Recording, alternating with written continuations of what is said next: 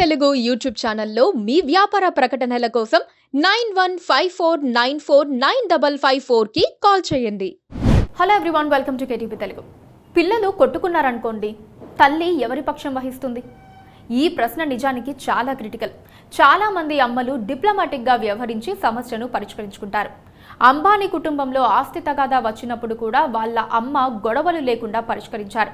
ఆంధ్రప్రదేశ్ ఫ్యామిలీలో మాత్రం ఏం జరుగుతుందోనని కొంతమేర ఉత్కంఠ ఉన్న మాట వాస్తవం.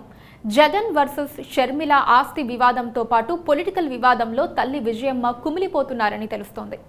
ఇద్దరిని ఒక రేంజ్ దాటకుండా ఎలా చూసుకోవాలో అర్థం కాక ఆమె ఇబ్బంది పడుతున్నట్లుగా భావిస్తున్నారు. అలాగని సర్ది చెప్పగలరా అంటే అది లేదు. ఎన్నికల ప్రచారం ప్రారంభించడానికి ముందు ఆయన వైఎస్ సమాధి వద్ద నివాళులర్పించారు. అప్పుడు తల్లి విజయమ్మ కూడా ఆయన వెంటే ఉన్నారు. జగన్ను ఆశీర్వదించడంతో పాటు ఆయన నుదుటి మీద ముద్దు పెట్టి సాగనంపారు. రెండోసారి గెలిచేందుకు జీసస్ దీవెనలు ఆమె కోరారు. తన బిడ్డను జీసస్కు అప్పగిస్తున్నట్లు ఆయన్ను గెలిపించే బాధ్యత దేవుడే తీసుకోవాలని ఆమె ప్రార్థించారు. ఎన్ని విషమ పరిస్థితులు ఎదురైనా దేవా తండ్రి, ఈ బిడ్డకు మీరు తోడుగా ఉన్నారని నమ్ముతూ విశ్వసిస్తూ ఈ బిడ్డని నీ చేతికి అప్పచెప్పుకుంటున్నాం. ఈ బిడ్డతో పనిచేసే సైన్యం అంతటినీ కూడా ఆశీర్వదించమని, అందరికీ మంచి మేలు జరిగించమని, రాష్ట్రానికి కూడా మంచి మేలు జరిగించమని, ఈ బిడ్డని ప్రయాణాన్ని మీ చేతికి అప్పచెప్పుకుంటూ మీ రక్తంతో కవర్ చేస్తూ మా ప్రభు యేసయ్య పుణ్య నామాన్ని బట్టి వేడుకుంటున్నాం తండ్రి. ఆమేన్.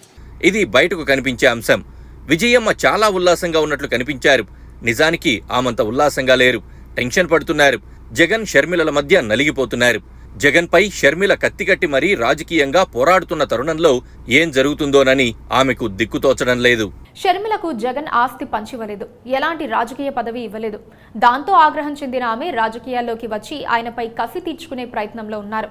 డైరెక్ట్గా అటాక్ చేస్తున్నారు. దీనిపై జగన్ నేరుగా విజయమ్మ వద్ద ఫిర్యాదు చేసినట్లుగా కూడా తెలుస్తోంది. కాస్త అసహనం, ఆగ్రహం కూడా అందులో కనిపించిందట. అదే ఇప్పుడు విజయమ్మ టెన్షన్కు కారణమవుతోంది.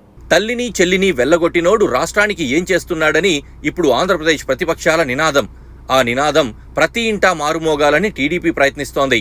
పైగా వైసీపీ గౌరవాధ్యక్ష పదవి నుంచి విజయమ్మను తప్పించిన తర్వాత విపక్షాల విమర్శలకు మంచి అవకాశం దక్కింది. షర్మిల కూడా తెలంగాణ రూట్లో ఆంధ్రప్రదేశ్కు వచ్చి పీసీసీ అధ్యక్షురాలైన తర్వాత వైసీపీ ప్రభుత్వంపై విమర్శల వేడి పెంచారు. ఇతర పార్టీలతో కలిసిపోయి షర్మిల తనను టార్గెట్ చేశారని జగన్ నమ్ముతున్నారు. అదే సంగతి ఓసారి విజయమ్మ దృష్టికి తీసుకెళ్లినట్లుగా తెలుస్తోంది. ఈసారి తను అధికారం కోల్పోతే జైలుకు వెళ్లడం తప్పదని, అప్పుడు బయటకు రావడం కూడా కష్టమేనని జగన్ వివరించినట్లు సమాచారం. అదే విషయాన్ని షర్మిల వద్ద విజయమ్మ ప్రస్తావిస్తే మరి నాకు జరిగిన అన్యాయం సంగతేమిటని ఎదురు ప్రశ్న వచ్చిందట. దాంతో ఏం చెప్పాలో తెలియక విజయమ్మ బక్కచిక్కిపోయారు. ఇప్పుడు ఎన్నికల ప్రచారం ఊపందుకుంటున్న వేళ పరిస్థితి ఎలా ఉంటుందో, అన్నా చెల్లెళ్ల మధ్య ఎన్ని తూటాలు పేలుతాయో అర్థం కాక విజయమ్మ టెన్షన్ పడిపోతున్నారు. నువ్వు అన్నపక్షపాతి అని షర్మిల ఆరోపిస్తే ఏం చేయాలో తెలియక ఆమె ఆందోళన చెందుతున్నారు. కాంగ్రెస్ లో చేరిందే తడవుగా పీసీసీ అధ్యక్ష పదవిని దక్కించుకున్న షర్మిల నిదానించే అవకాశాలు లేవు. పైగా వివేక హత్య కేసు విచారణలో జగన్ నిర్లక్ష్యం వహించారని ఆమె ఆగ్రహం చెందుతున్నారు. ఇక రోజువారీ దబిడి దిబిడేనన్న టాక్ వినిపిస్తోంది. అందుకే ఏం చేయాలో విజయమ్మకు పాలుపోవటం లేదట.